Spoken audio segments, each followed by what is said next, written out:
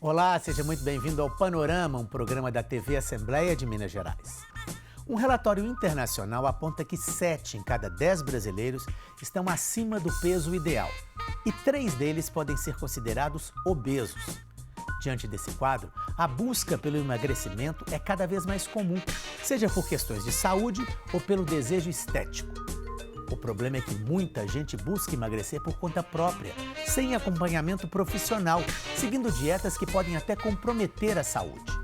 Outra alternativa tem sido as canetas emagrecedoras, medicamento indicado para o diabetes que tem sido muito usado também por quem quer perder peso. Mas quando e como essas canetas devem ser utilizadas? Quais os riscos do uso incorreto? Emagrecimento saudável, existe algum atalho? Veja no Panorama que começa agora.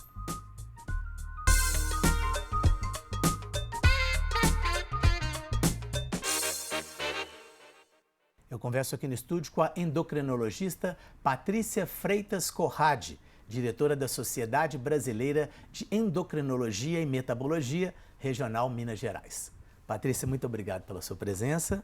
Obrigada, Fernando, pelo convite. É um prazer participar do programa. Patrícia, eu queria começar falando um pouco sobre a obesidade. São muitas as causas que fazem com que uma pessoa se torne obesa, além, inclusive, da má alimentação.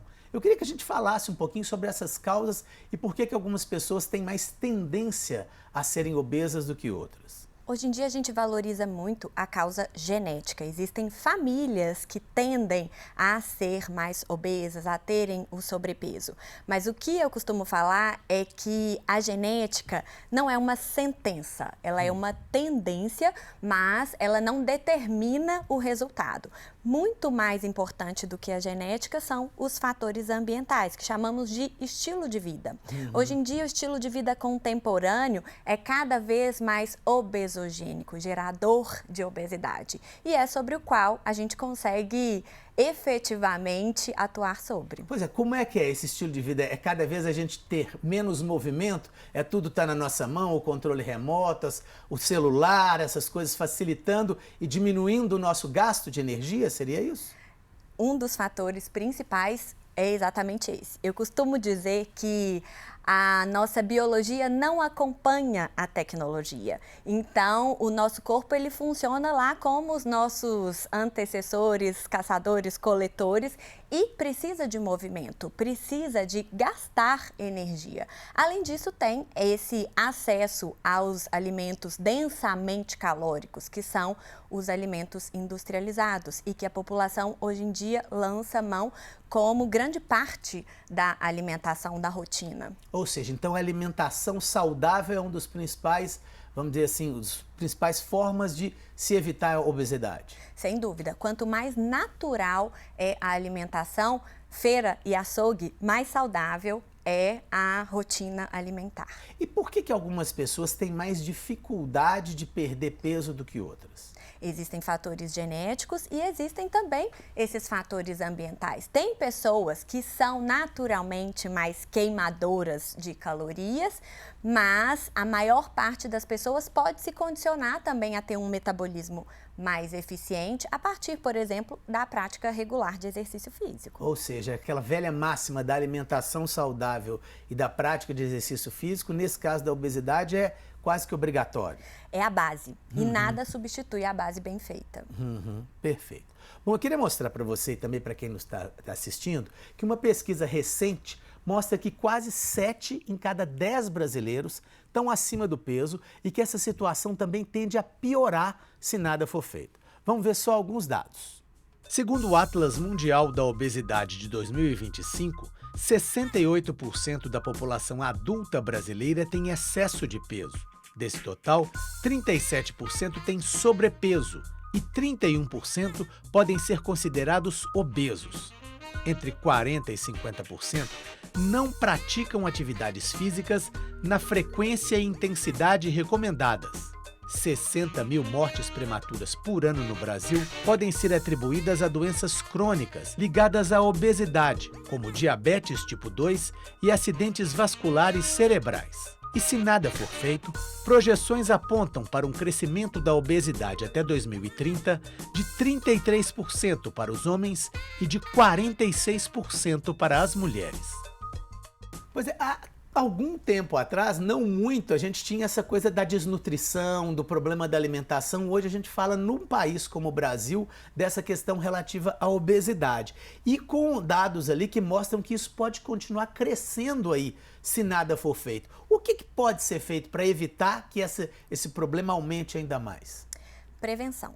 Sempre a prevenção é o melhor caminho. Essas estatísticas, elas são reais e elas são assustadoras, com uma projeção de que nos próximos anos a maior parte da população estará acima do peso. Isso não é somente um problema de estética, é um problema de saúde e de saúde pública. Como você mencionou, essa questão social, ou seja, flutuamos aí num espectro entre a desnutrição e a hipernutrição, o excesso de peso. E isso, inclusive, nas camadas sociais mais baixas. Então, realmente torna-se um problema de saúde pública. Pois é, está falando ali que 40% ou 50% das pessoas fazem atividade física insuficiente. Existe uma medida, existe um padrão para as pessoas tentarem buscarem essa atividade física? Existe sim, e você sabe que essa é uma estatística ruim que nós brasileiros lideramos. Nós somos um país de sedentários. A maior parte da população não pratica atividade física. O que a Organização Mundial de Saúde recomenda? O mínimo, ou seja, para você deixar de ser sedentário, esse número são 150 minutos de atividade física por semana. Então a gente entra naqueles 30 minutos por dia, de segunda a sexta, ou pode ser fracionado. A boa notícia é exatamente essa, não precisa ser um tempo prolongado. Você pode fazer num mesmo dia várias pequenas sessões de movimento. Pois é, agora tem uma coisa interessante que eu busquei durante a pesquisa para o programa, li sobre algumas coisas e tem uma frase de um endocrinologista também, ele é da Sociedade Brasileira de Endocrinologia e da Associação Brasileira do Estudo da Obesidade, a ABESO. E ele fala exatamente o seguinte que eu vou ler para você, que eu achei muito curioso para a gente comentar aqui. Não dá para responsabilizar só o indivíduo.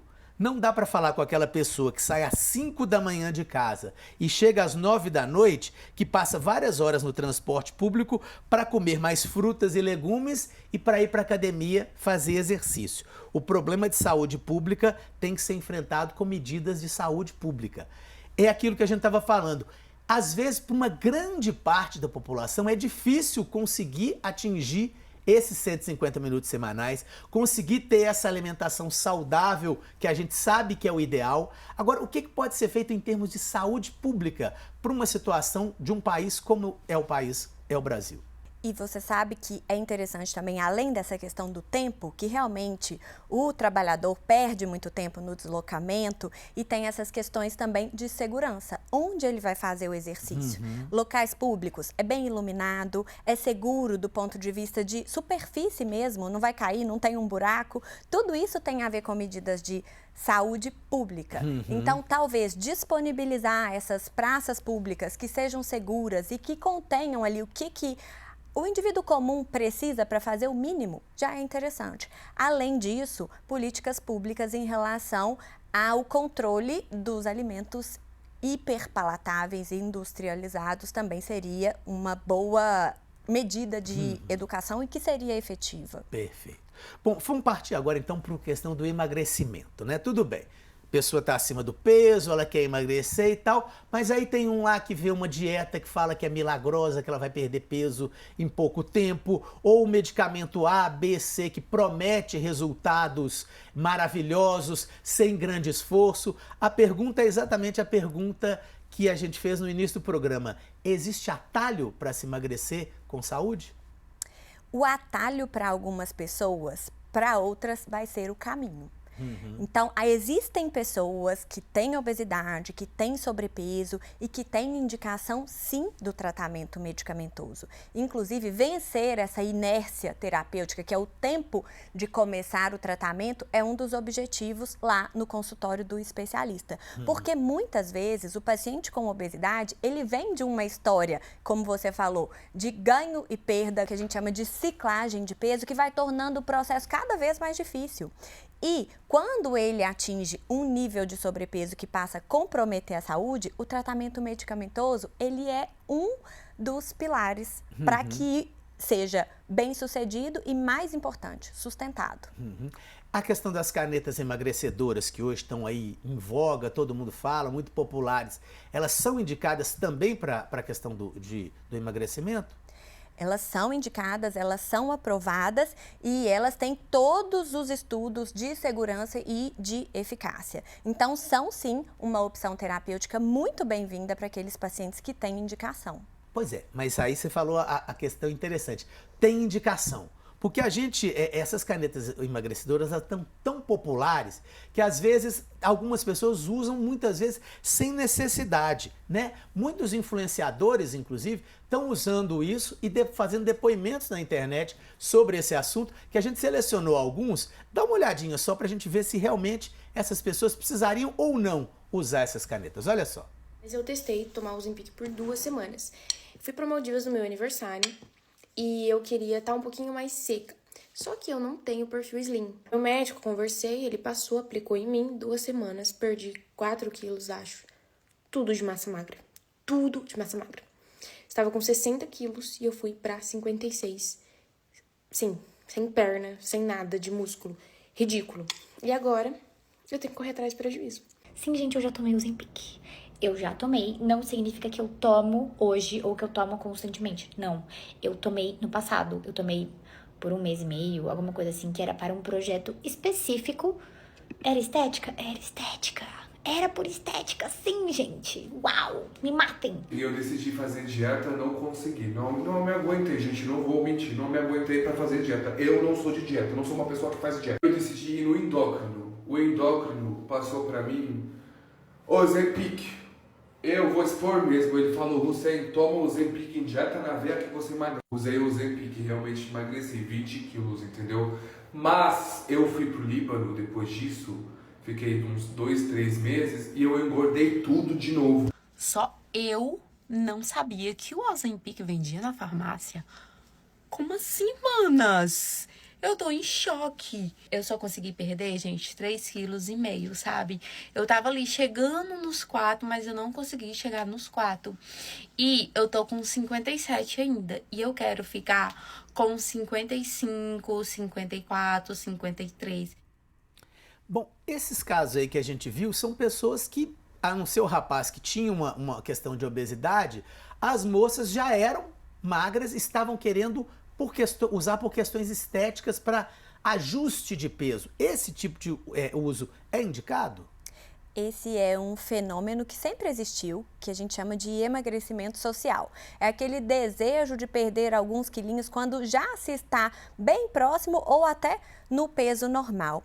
E em relação a esse recurso das medicações, é o que a gente chama de mau uso, ou seja, aquela pessoa que não teria indicação acaba, muitas vezes, como o próprio depoimento mostrou, sacrificando a massa magra, o que não é bom no processo do emagrecimento. E a outra questão, o processo não é sustentado, porque não são medicações para serem utilizadas para um fim imediato ou por curto espaço de tempo. Por quê? Porque a obesidade e sobrepeso são condições crônicas, assim como hipertensão, diabetes, requerem um tratamento crônico.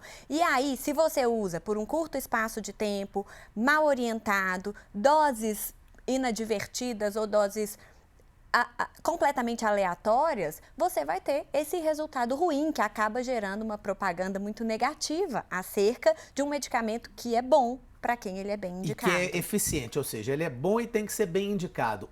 A automedicação, nesse caso, de forma alguma. Jamais. Perfeito. Bom, falando ainda dessas canetas emagrecedoras, uma pesquisa do Instituto Datafolha, apresentada lá numa reunião da Anvisa esse ano, aponta que muita gente justamente anda fazendo uso indiscriminado desse medicamento. Olha só. 45% das pessoas que compraram os medicamentos afirmaram já ter comprado sem receita médica. 22% disseram que isso ocorreu em todas as compras. E 23% afirmaram que isso aconteceu algumas vezes.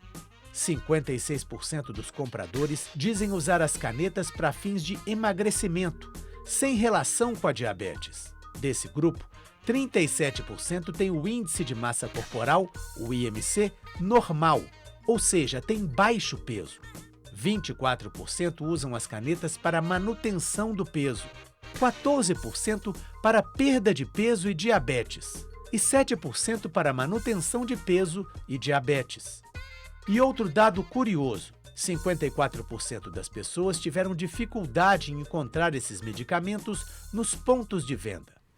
Bom, essa questão da compra sem receita médica, do uso indiscriminado, já tem havido alguma iniciativa para se evitar isso?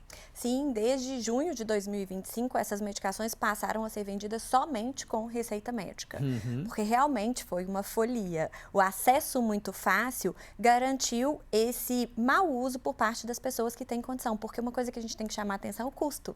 É um tratamento de alto custo, é acessível à minoria da população, então acabou que houve esse direcionamento para uma população que tinha condição de comprar e que às vezes não precisava. Então isso gerou essa regulamentação e a partir de junho de 2025 essas medicações elas só são vendidas com receita médica. Inclusive para evitar o problema ali de quem precisa não encontrar, né? Mais da metade não conseguiu encontrar o produto, eventualmente até para o tratamento do diabetes também, né? A pessoa precisava daquilo regularmente e não encontrava porque tinha acabado.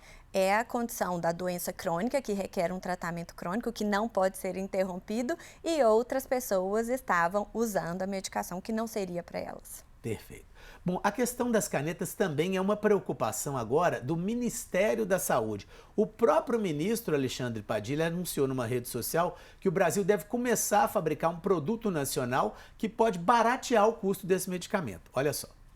3 novidades bombásticas para a área da saúde. Primeiro, produção e comercialização nacional de produto brasileiro para controle de diabetes, utilizado também para o controle da obesidade. Aquelas canetinhas que o pessoal está usando direto por aí. Mais um produto na área, baixando o preço para a população. Segundo, a Anvisa fez um chamado para outras empresas que tenham produtos como esse, chamados peptídeos, possam correr para fazer registros na Anvisa, analisar a qualidade para a gente ter mais concorrência e mais produção nacional no país. Terceiro, grande acordo da empresa nacional brasileira com a Fiocruz, a Fundação do Ministério da Saúde, para transferência de tecnologia dessa plataforma tecnológica dos peptídeos.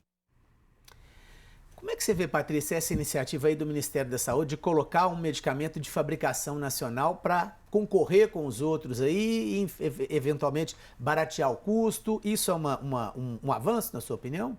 Melhorar o acesso a medicações de alto custo sempre vai ser uma ótima oportunidade de oferecer para quem não tinha as condições financeiras, né? O que a gente tem que chamar a atenção é que essas medicações, elas têm um custo elevado, porque realmente para que elas fossem desenvolvidas, é muito dinheiro, são muitos estudos, muito tempo de acompanhamento.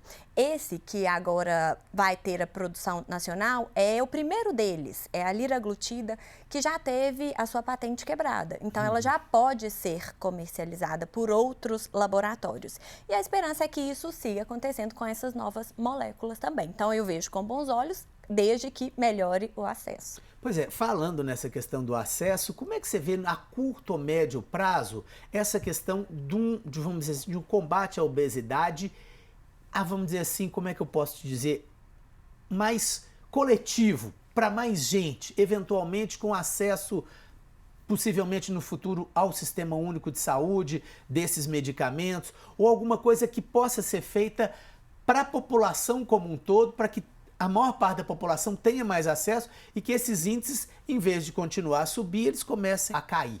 Existe alguma solução a médio prazo, a curto prazo? Como é que você vê?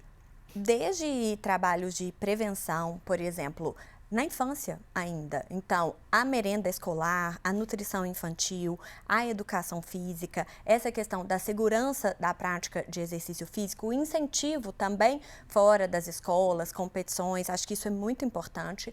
e depois de instalada a doença, a gente precisa realmente tratá-la. Então, ter esses medicamentos no sistema público de saúde também é uma medida fundamental. Hoje, a única medida de tratamento para a obesidade no SUS é a cirurgia bariátrica. Ou seja, já é lá no final na frente, da cadeia. né? Quando a pessoa já está com uma situação desconfortável, causando... Inclusive, por exemplo, a gente acabou que no início falamos da obesidade e não falamos das doenças que podem vir a ocorrer por causa da obesidade. São várias, né?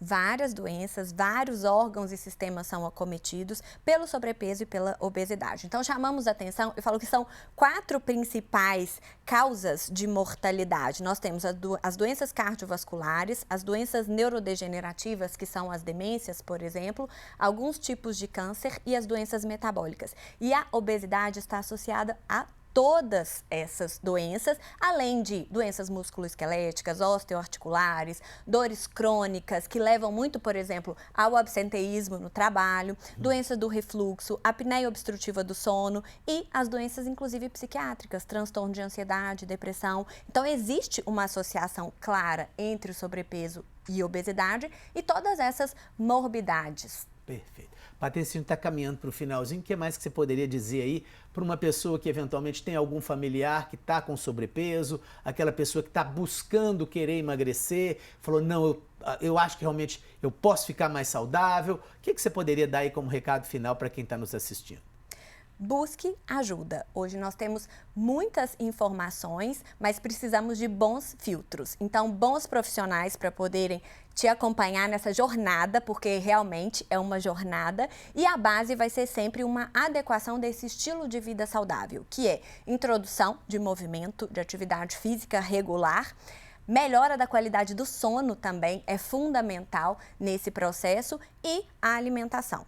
Então, a alimentação saudável, e essa dica que eu dou, que acho que é a mais importante, é o quanto mais natural for a sua alimentação, mais saudável ela será. Lembra sempre do feira e açougue, deixar ali de lado os alimentos industrializados, que são mais gostosos, são às vezes mais baratos, mas é uma troca consciente que você vai fazer em prol de um bem maior. Patrícia, muitíssimo obrigado pela sua entrevista. Obrigada, eu que agradeço. Bom, o Panorama de hoje termina aqui. Se você quiser rever esse programa, basta ir ao portal da Assembleia, ao YouTube ou ao seu tocador de áudio preferido. Muito obrigado pela sua audiência e até o nosso próximo programa.